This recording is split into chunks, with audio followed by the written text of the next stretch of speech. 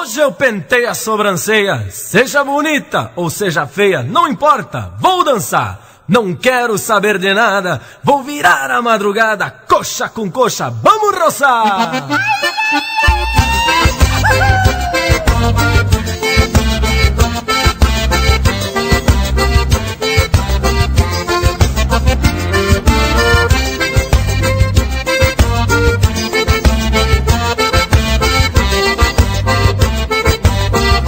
Pentei bem a sobrancelha e me mandei pra um redivo, onde os bagaceira anda farejando igual urubu, num bate-coxa porreado, roçando quarto e paleta, no tilintar das esporas, se cuidando das rosetas, velho chacoalhando a pança, velha balangando as tetas. Ô, velho!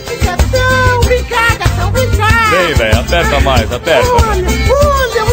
Olha, pensando bem, tu dá um caldo bom. Ai, mas faça o que você quiser comigo. Vem pros meus pelegos, velho. Que espora grande! Você tem um esporão tão grande. Você não viu o que tá guardado, hein?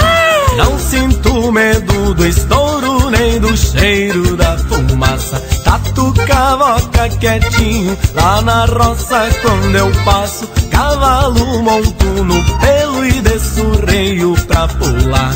Touro bravo vira a cara, dá lado pra mim passar. Amanso onça no tapa, pra gurizada brincar.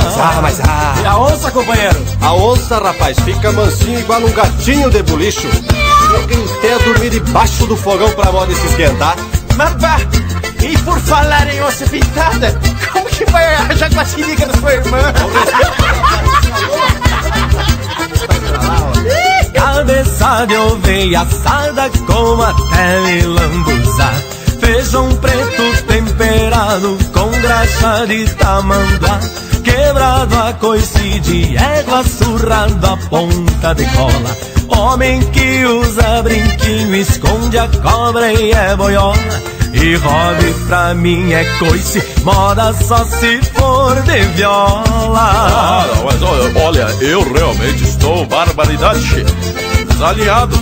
Olha, pensando bem, eu acho que não tem nada a ver usar brinquinho.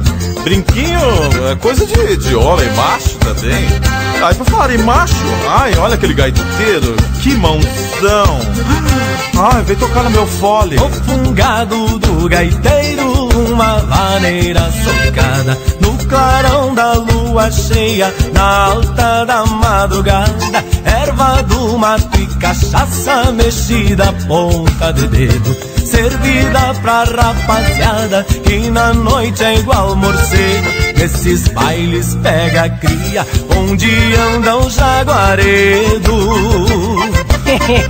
E por falar em jaguaredo, tô indo embora pra não aumentar a turma, rapaz.